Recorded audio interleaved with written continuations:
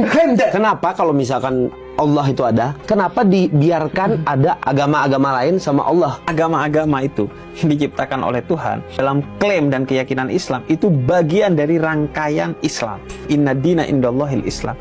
Agama di sisi Tuhan dari dulu sampai kapanpun hanya Islam. Karena itu dalam Al-Quran, Nabi Adam menyebut dirinya Muslim, Nabi Ibrahim menyebut dirinya Muslim, Nabi Musa menyebut dirinya Muslim, dan Nabi Isa menyebut dirinya Muslim. Namun Tuhan ciptakan agama sebelumnya itu sebagai bagian dari Islam karena agama itu diturunkan dalam tempat dan kondisi tertentu. Maka disesuaikan dengan setiap kaumnya. Nabi Musa dengan orang-orang Yahudi, kemudian Nabi Isa dengan orang-orang Kristiani, dan lain sebagainya. Hingga kemudian sampai di satu zaman Nabi Muhammad, maka dideklarasikan Islam itu sebagai agama yang sempurna, yang tidak menegasikan agama sebelumnya.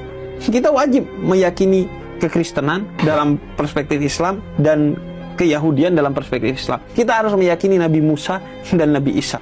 Kita harus meyakini kitab suci Injil dan kitab suci Taurat, kitab suci Zabur yang datang sebelumnya. Tapi kita melihat itu sebagai syariat yang ditujukan untuk satu kaum dan waktu tertentu yang sesuai dengan mereka, yang ujungnya sempurna di Islam.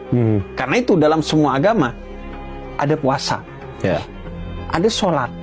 Dalam perspektif Islam, Nabi Adam itu yang dilakukan pertama kali sholat. Kenapa hanya sampai di Nabi Muhammad? Kenapa tidak dilanjutkan? Dilanjutkan, tapi melalui skema yang disebut dengan ijtihad. Agama sudah sempurna, zaman dan tempat yang berubah-ubah ini dikontekstualisasikan dengan setiap zaman dan tempat yang berubah. Misalnya, dulu zakat fitrah Nabi Muhammad itu dengan gandum, karena makanan pokoknya gandum. Di Indonesia diganti dengan beras, karena makanan pokoknya beras. Jadi terus agama itu berkembang, tapi pondasi dasarnya sudah diletakkan oleh Nabi Muhammad secara sempurna sebagai pamungkas dari agama-agama sebelumnya dan sebagai pondasi bagi perjalanan hidup manusia setelahnya. Jadi kalau kita ngelihat agama itu satu. Di sisi lain, itu cara Tuhan bercanda dengan kita. Tuhan berikan ujian bagi kita untuk memilih mana agama yang benar bagi kamu.